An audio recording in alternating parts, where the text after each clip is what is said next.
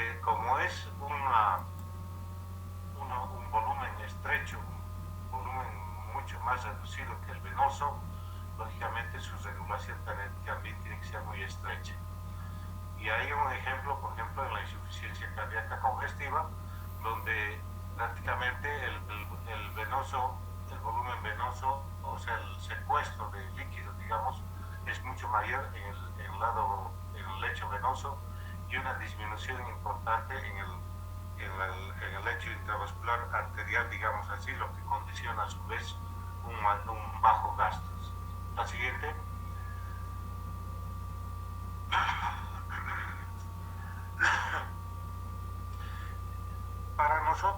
Para que nosotros entendamos bien este mantenimiento de la composición de los líquidos en los diferentes compartimientos, lógicamente tenemos que tener conocimiento muy exacto de los componentes mayores o de los osmoles más importantes en esos dos espacios mayores, que son el intracelular y el extracelular.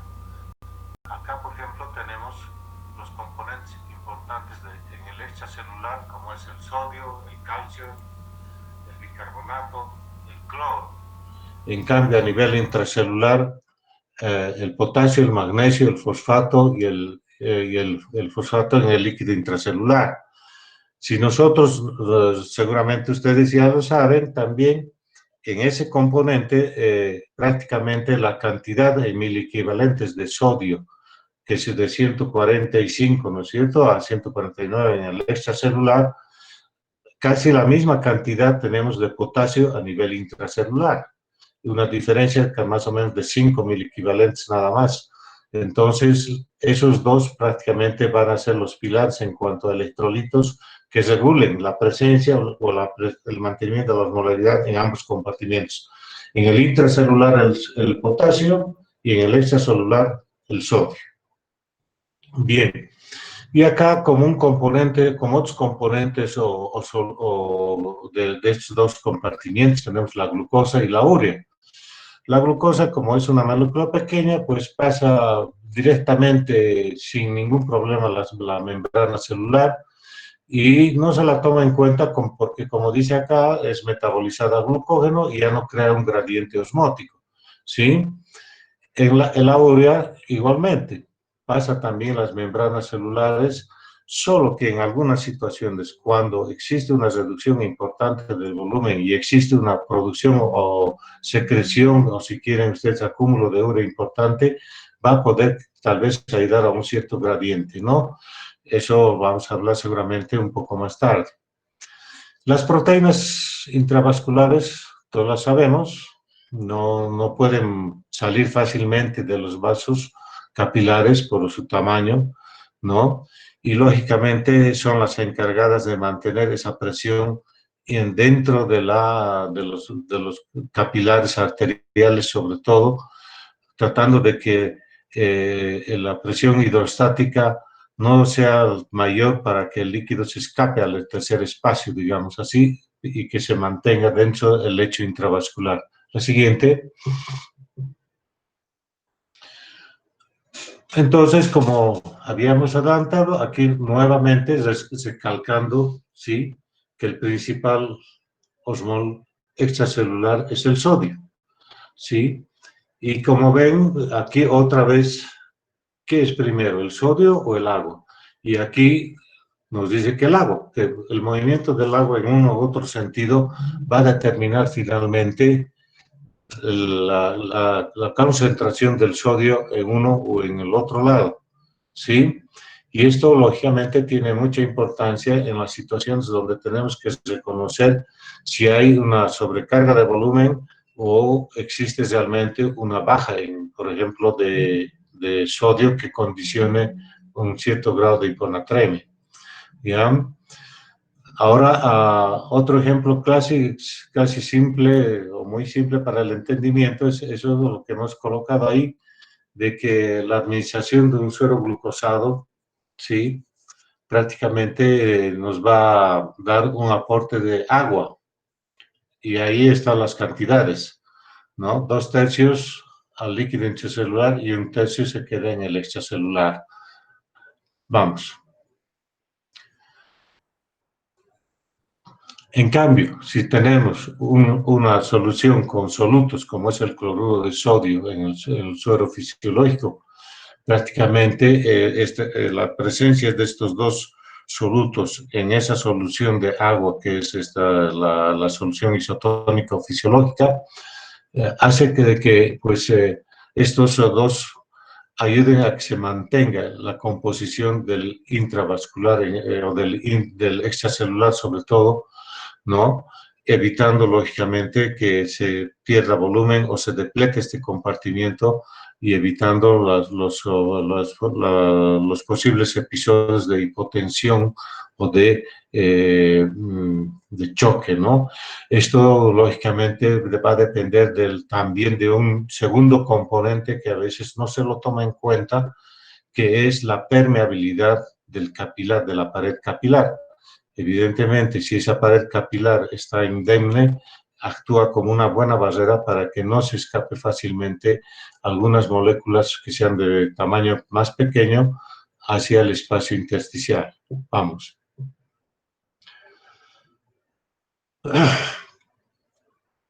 Fíjense este enunciado de que dice que la regulación del agua y del sodio van por separado, ¿sí? Y que entre ambos, prácticamente la tonicidad del líquido de un compartimiento dado va a estar en la dependencia de la concentración tanto del sodio como de la cantidad de líquido o de agua que tiene ese compartimiento. Así podemos decir, por ejemplo, que la osmolalidad se va a mantener en base a la cantidad de solutos por litro de agua, ¿no es cierto? En cambio, la osmolaridad toma en cuenta por kilo de agua, que es, digamos, un poco esa la diferencia. Y así vamos a tener que, en una situación de hiponatremia, o sea, de baja de concentración de sodio, las células van a estar edematosas. Ahora, este edema se va a deber ¿a qué?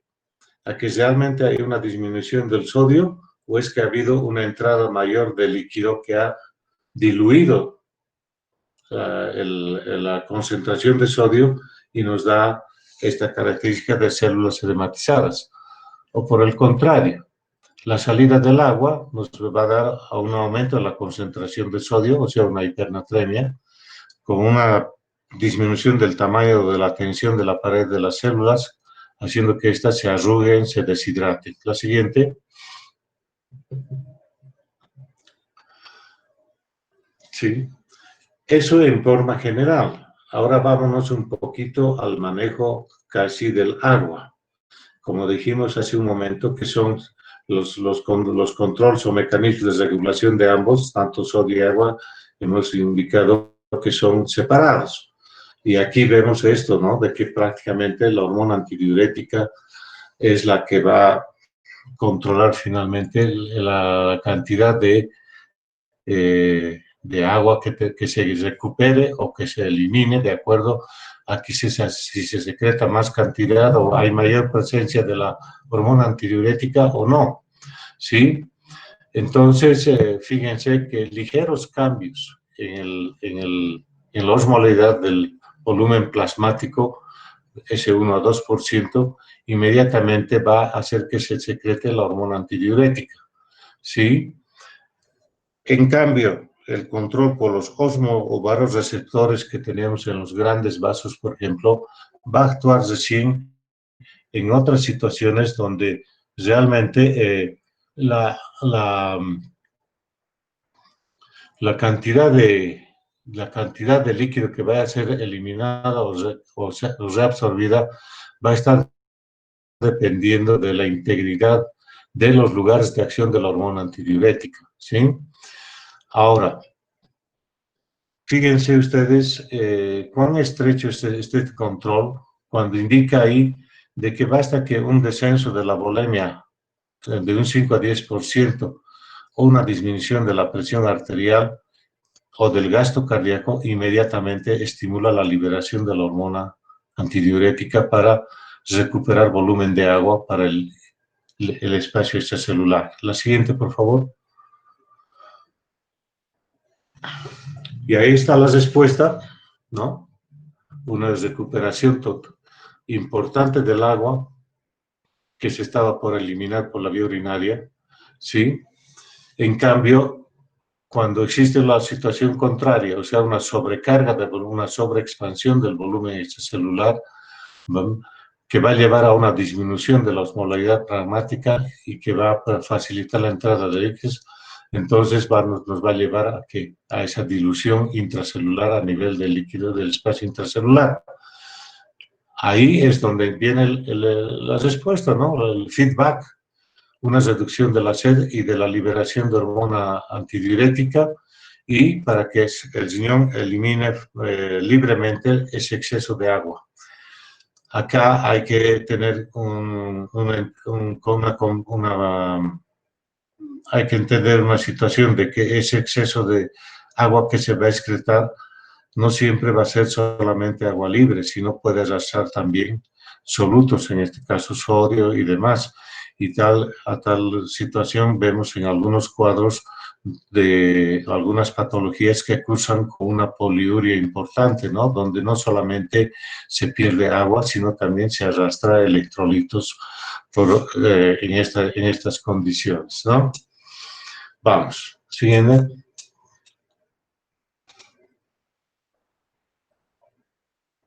Y aquí, como dice, ¿no? La cantidad del sodio corporal total, indirectamente, va a ser una medida del agua, del volumen de líquido en el extracelular, ¿sí?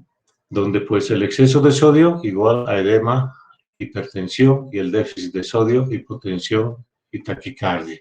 Fíjense, no hemos querido ampliar esto, sino resumirlo, simplificando, para que ustedes les sea más fácil captar esta situación, ¿ya? Ahora acá, aparte de la osmolaridad y del mantenimiento de la concentración de estos líquidos, también tenemos la participación de estos controles o reguladores, si quieren, neuroendocrinos, como es el sistema renina-angiotensina, el sistema nervioso autónomo y estos péptidos natriuréticos y la hormona antidiurética, ¿sí? Y acá considero que tal vez sea importante hacer esta pequeña diferenciación del término deshidratación, ¿sí? Lo que hay en realidad, dice, es una disminución del volumen extracelular, ¿no? O sea, el término deshidratación indicaría no solamente pérdida de agua, sino también de solutos, ¿sí? Por lo tanto, ahí habría que, en vez de utilizar el término deshidratación, deberíamos hablar de depleción de volumen o hipovolemia. Y cuando se usa el término de deshidratación, corregir esto, indicando que al decir deshidratado estamos hablando de un paciente que pierde agua solamente y que puede llegar por esa pérdida de agua a una hipernatremia, ¿no? A un aumento de la concentración extracelular de sodio. Siguiente. Bien. ¿Cómo conseguimos controlar o empezar a identificar los trastornos en cuanto al manejo del agua y del sodio? Tenemos estos tres parámetros, ¿sí? La volemia, que en realidad es medir la cantidad de sodio y agua de acuerdo al peso y características y edad y demás de un paciente. Acá luego, en segundo lugar, ya hacemos la medición bioquímica, digamos así, en este caso, ¿de dónde? Del volumen plasmático, ¿no es cierto? Del lecho venoso, en realidad es de donde vamos a medir y calcular ahí la concentración del sodio a ese nivel, ¿no?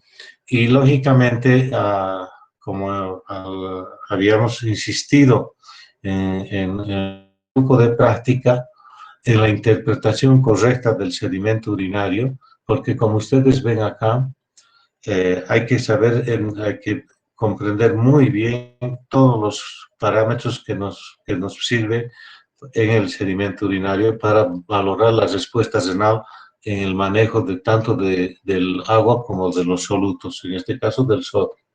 La siguiente.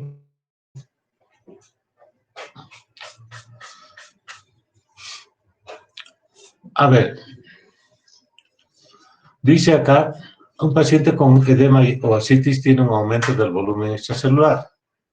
Estamos de acuerdo. Por lo tanto, el sodio total podría estar aumentado.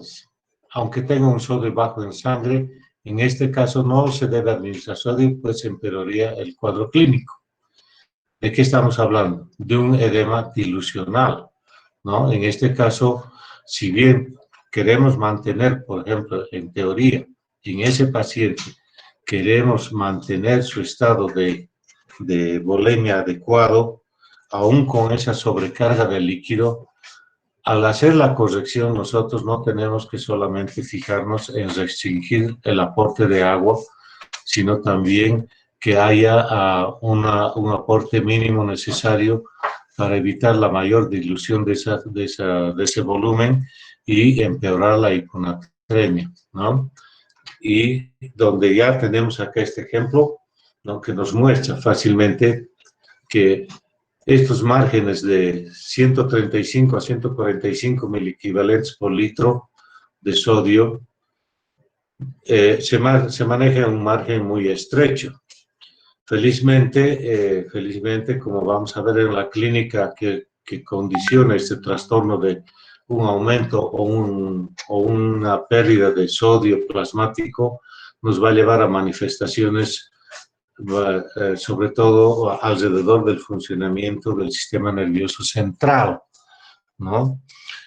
Y este dato que ponemos acá de estas cifras, no solamente de los márgenes de sodio plasmático normales de 135 a 145 miliequivalentes por litro, lo que necesito que ustedes fijen es eso. Esa cantidad de miliequivalentes es igual a 1 milimol, y 1 milimol es igual a 1 miliequivalente. Y 1 miliequivalente, en este caso de sodio, es igual a 23 miligramos.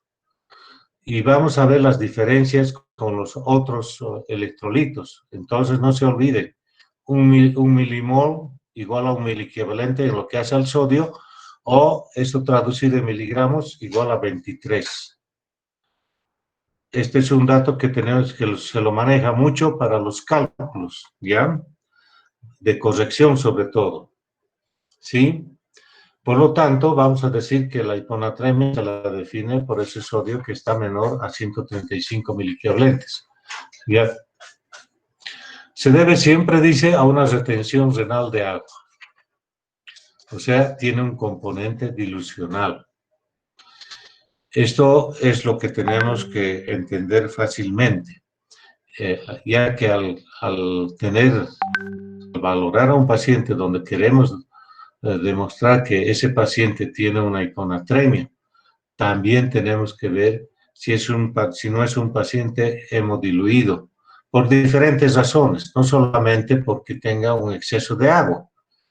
Inclusive vamos a ver que no el total del volumen o de la osmolaridad plasmática está dada por el sodio, sino también tenemos los otros componentes como las proteínas, como los otros solutos que hay, los otros minerales, que participan en un grado menor, es cierto, pero también dan cierto porcentaje para la osmolaridad plasmática. Entonces, de ahí que sale esto de que no siempre el sodio va a estar bajo. Si queremos nosotros hablar de una hipovolemia o una hiponatremia real, a veces hay esas hiponatremias o pseudohiponatremias que vamos a ver después. Siguiente. Bien, esto es muy importante que se tome en cuenta. ¿A qué nos predispone la baja del sodio a nivel plasmático? ¿Sí? Dos datos que tenemos que tomar en cuenta. El edema. de la neurona que vamos a ocasionar, un edema dilucional, donde el sodio va a estar bajo, ¿sí? Esto, lógicamente, por la entrada del agua del extracelular al intracelular, o sea, al citoplasma de la neurona. Y al igual que como sabemos que la cavidad la craneal es una cavidad rígida, por lo tanto, la expansión del volumen del encéfalo no puede pasar del 8%. Inclusive en personas mañosas eso puede bajar hasta un 5% nada más por la esclerosis que se origina de todas las membranas y de los vasos, ¿no es cierto? Por lo tanto, si nosotros no controlamos o tomamos en cuenta este dato, pues el edema puede ir en aumento y lógicamente con enclavamiento de las meninges a nivel del tronco, produciendo una muerte inmediata, ¿no? Entonces, esto es lo que tenemos que tener en cuenta. Y un dato que tenemos que ya ponerlo como un dato importante y mayor, el hecho de que las manifestaciones en del manejo del sodio en más o en menos, siempre en su mayoría se van a reflejar a nivel del sistema nervioso central. En cambio, el potasio, alto o bajo, la clínica va a estar referida más al área cardiovascular. Entonces, aquí ya tenemos un dato grueso cuando nosotros estamos ante un paciente en la emergencia. ¿Será que este paciente que está excitado, somnoliento, excitado, hiperreflexivo, inquieto o convulsionando, no será que está con un trastorno a nivel de la concentración de sodio a nivel de la neurona? ¿No es cierto? Entonces, eso es lo que tenemos que estar pensando rápidamente, al menos si vamos a encontrar datos de sobrecarga de líquido o inclusive de pérdida de líquido, o sea, de un paciente con depresión de volumen. Entonces, las dos situaciones, tanto un sodio bajo como un sodio alto a nivel de las células centrales del sistema nervioso central, se van a manifestar rápidamente y su manejo, como vamos a ver, es prácticamente casi una emergencia, ¿no es cierto? Siguiente, por favor. Bien, en la intención de querer corregir ese edema, ¿qué hacen las células? Quiere disminuir la cantidad de solutos que tiene para no atraer más, para no facilitar más entrada de líquido, en este caso de agua, ¿no es cierto? ¿Sí? Por lo tanto, trata de empezar a sacar para afuera por esas bombas reguladoras que casi son similares a las que tenemos en el resto de las células, las bombas de sodio, potasio y demás, que tratan de intercambiar esto rápidamente y además eliminar algunos osmolitos propios, ¿no? Donde prácticamente los astrocitos, que son las células que van a percibir rápidamente estos cambios en la dilución y el aumento de volumen por la sobrecarga del líquido, son las que van a tratar de eliminar estos osmolitos para así disminuir la presión o el gradiente osmótico, que va a tratar siempre de que se atraiga más agua dentro de la célula y lógicamente con mayor deterioro o lesión de la misma, ¿no es cierto? Hemos anotado acá que la instalación aguda que está contemplada en ese espacio de tiempo que es menor a 48 horas, por su rapidez de instalación es la que más síntomas nos puede manifestar el paciente. En cambio, en la crónica, el paciente puede tener ya situaciones de hiponatremia crónica de larga data pero por los mecanismos de compensación y de adaptación que va a llegar a tener ese paciente a la larga, prácticamente a veces es una hiponatremia asintomática. Y por el otro lado, vamos a tener que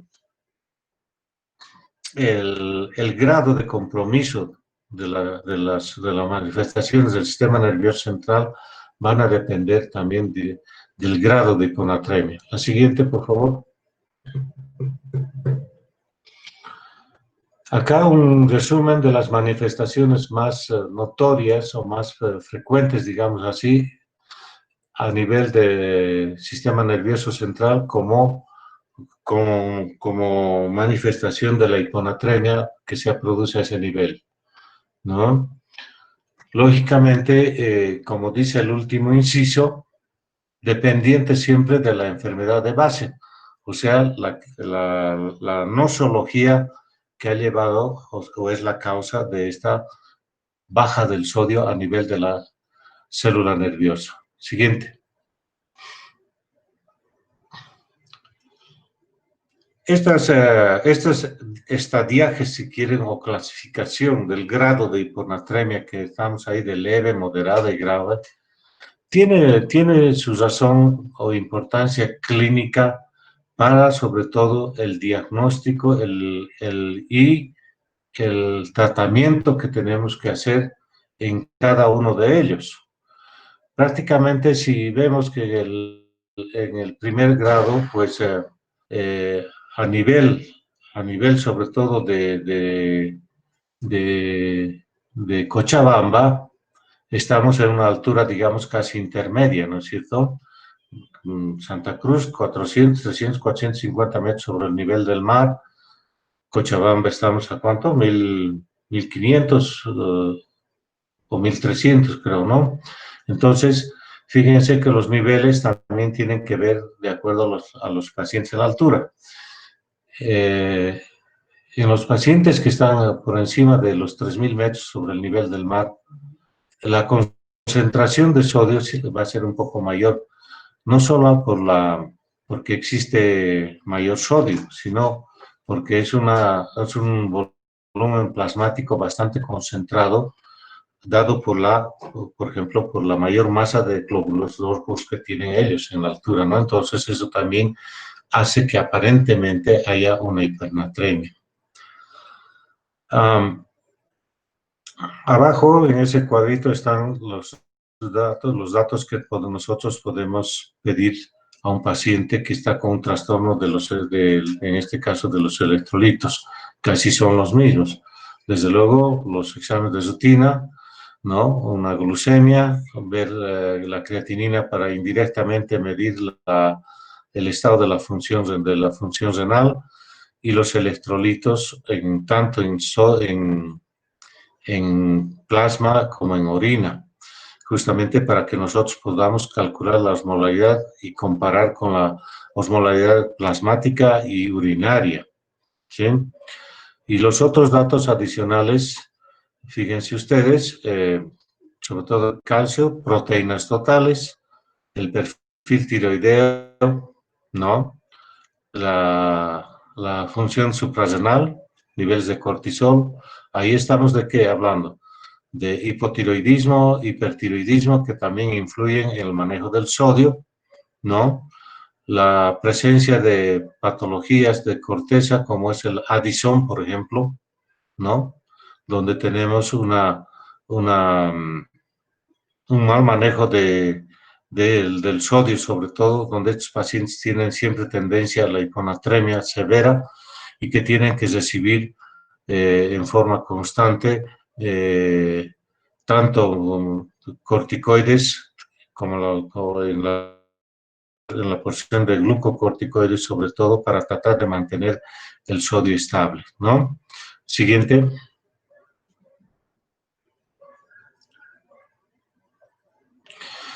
Lo que les mencionaba hace un momento, de que no solamente los estados de hiponatremia se van a dar por un sodio diluido, sino también por una mayor presencia de otras sustancias que están en mayor concentración a nivel del plasma, ¿no? Como son los triglicéridos, una hipertrigliceridemia severa, ¿no? De mayor a 1500 miligramos por decilitro, como dice ahí la referencia, unas proteínas plasmáticas mayores a 10 gramos, típico de estas enfermedades mieloideas y el mieloma múltiple, por ejemplo, donde existe una gran producción de proteínas de cadena ligera anómalas que aumenta la concentración plasmática de proteínas directamente. Fíjense esa cantidad, más de 10 gramos, es bastante alta, o sea, una concentración bastante notoria de la dilución del volumen plasmático. Y el tercer punto que dice el lavado vesical con sorbitol o glicina. ¿Por qué hablamos de esto?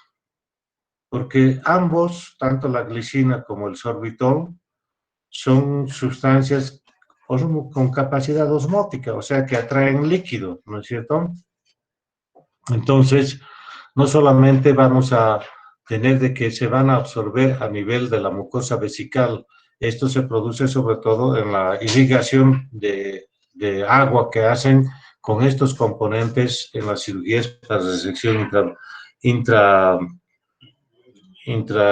en las resecciones transuretrales de próstata, ¿no? Ahí se va a producir una absorción de estos solutos que van a también introducir más agua al torrente extracelular, diluyendo más la concentración de sodio en plasma. La siguiente.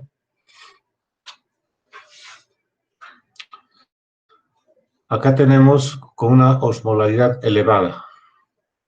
Fíjense, hiponatremia, sodio bajo, pero osmolaridad elevada. Otra vez, otros componentes. Ahí está la hiperglucemia, ¿no es cierto? Estamos hablando de glucemias por más de 150 miligramos por decilitro, ¿no? Donde fíjense ustedes que por cada 100 miligramos de glucemia por encima del normal, de los 100 miligramos que es lo normal, o sea, una glucemia de 200, ¿sí? Va a hacer que disminuya el sodio en esa cantidad de 1.6 a 2.4 mil equivalentes o milimoles, ¿ya? Y hasta un máximo de 400 miligramos por decilitro, que es la capacidad máxima donde puede producirse la entrada de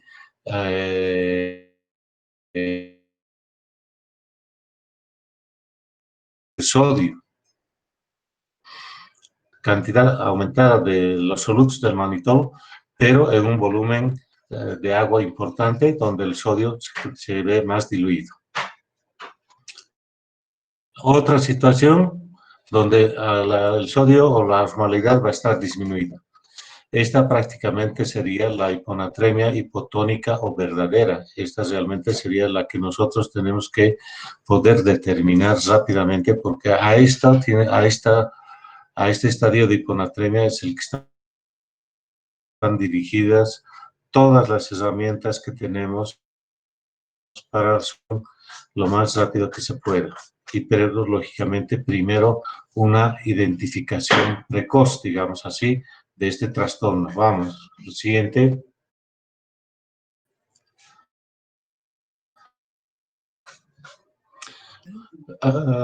Pero es necesario como un enfoque global, digamos así, ¿no? Donde tenemos una hiponatremia menor a 135 con una osmolaridad por debajo de 275 miliosmoles por kilo. No es tan baja esa osmolaridad, ¿no? Sabiendo que la osmolaridad mínima es de 285, 86, aquí solamente de 275, ¿sí? Pero el dato que tenemos acá es de que existe una osmolaridad en la orina bastante baja. Entonces, ¿qué está pasando ahí? Que ese paciente está perdiendo más agua que sodio. O sea, acá hay una dilución importante, sobre todo por ese trastorno.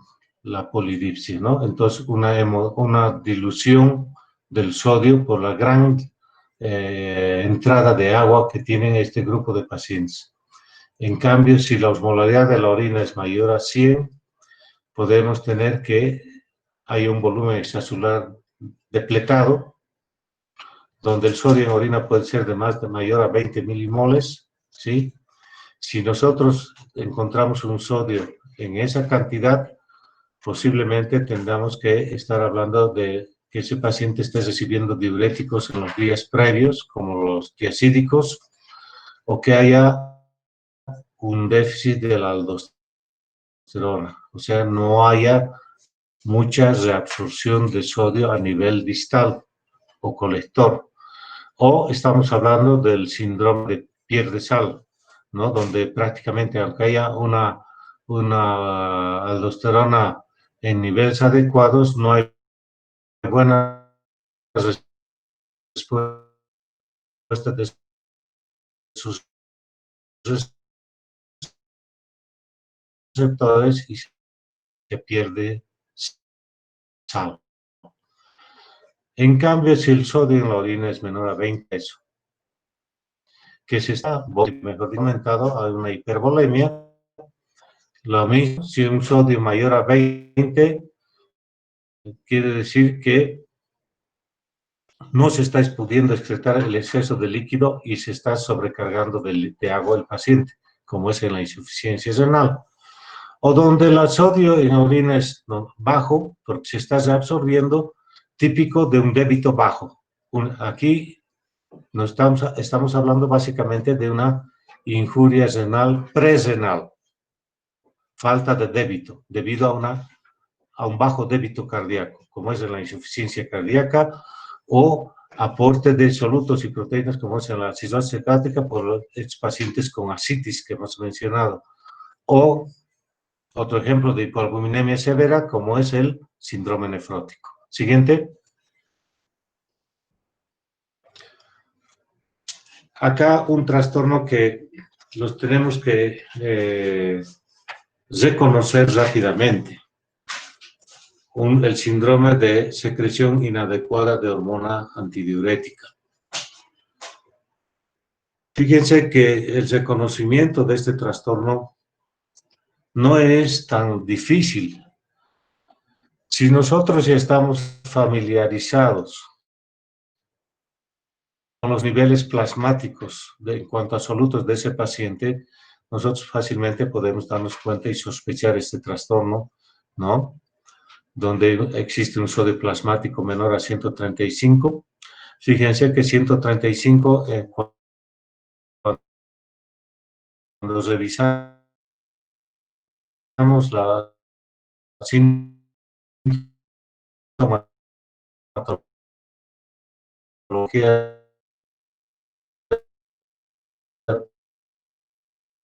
del sistema nervioso, prácticamente no hay, sino en el estadio moderado o grave, donde el sodio está por debajo de los 130, ¿no es cierto? Como una dieta no quiere decir subiéndose absolutamente la falla de la hormona antidiurética, ¿no?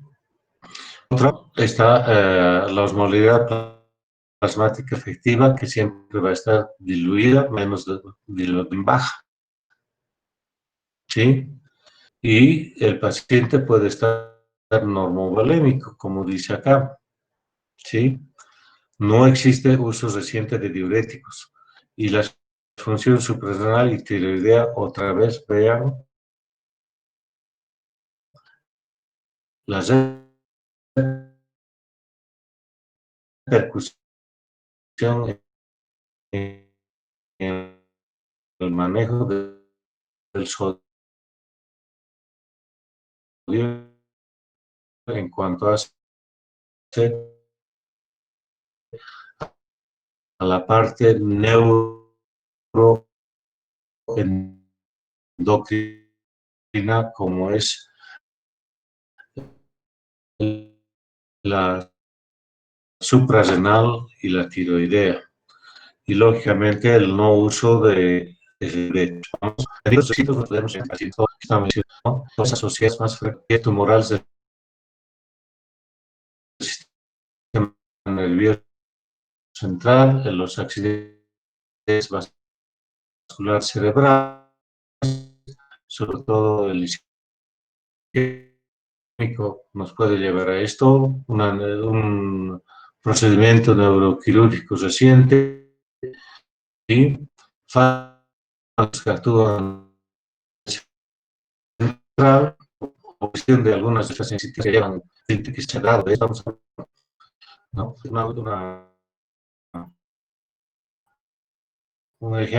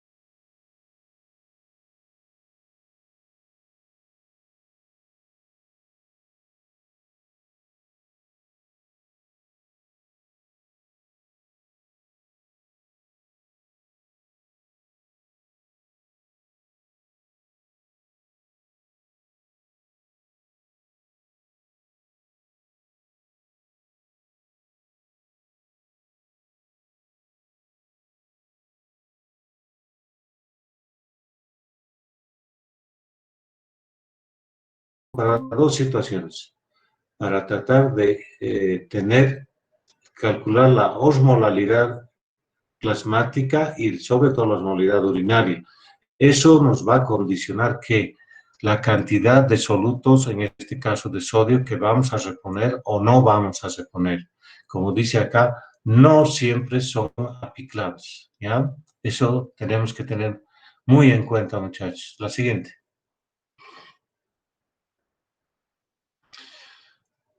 Esto es un manejo práctico.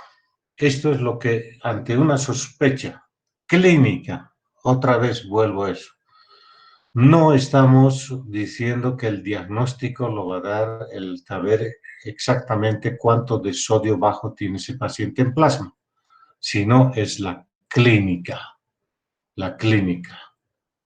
¿sí? Entonces, una vez que hemos podido orientar, presumir que ese paciente está con una depresión de volumen y posiblemente por alguna condición que haya llevado a una pérdida de sodio, ¿sí? Y que las manifestaciones centrales que tiene ese paciente puedan ser secundarias a este trastorno, podemos intentar hacer esta reposición, pero siempre empezar con una solución salina isotónica. Y una vez que podamos medir la concentración de su electrolitos en plasma y en orina, recién podemos echar mano a este manejo, a una solución hipertónica al 3%. Eso se consigue, se administra de esa forma, 1 ml por kilo por hora. Esto nos va a subir 1 milimol de sol en 1 litro por hora. O sea, si nosotros estamos pasando a 1 ml o a 20 ml por hora el goteo, tenemos que vamos a reponer en una hora 20 milimoles en una hora, ¿no es cierto? Eso ya nos autoriza a que nosotros volvamos a medir el sodio plasmático para ver cuánto ha subido ese sodio en el plasma de ese paciente. Cuando nosotros ya tenemos ese dato seguro de que hay un sodio bajo y la clínica central que tiene el paciente es debido a una hiponatremia, ahí ya podemos utilizar los bolos de esta solución, ¿sí? Y no se olviden de esto, es crítica la velocidad a la cual corregimos. Hay que hacer un control de la volemia, ahí tenemos pulso, frecuencia cardíaca, presión arterial, y si podemos acceder a que tenga una presión venosa central el paciente con un catéter central, mejor todavía, ¿sí? Lógicamente, con este segundo dato que dice evaluar los riesgos de la hipervolemia, ¿no? Por la sobrecarga a la cual podemos llevar a este paciente, y si ese paciente ya está con una hiponatremia y edema cerebral, fíjense el desastre que vamos a ocasionar, ¿sí? Entonces, nosotros tenemos que tener mucho cuidado con esto, ¿ya? Ahora, la siguiente, por favor.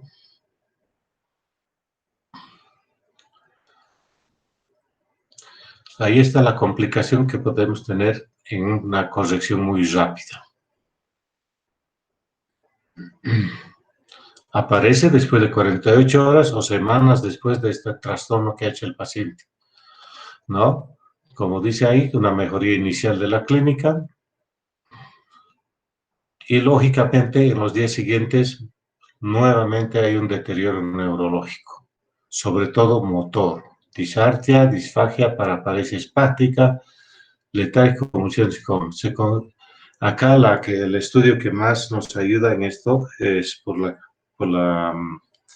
digamos, por la captación más fina que tiene es la resonancia magnética cerebral. Vamos.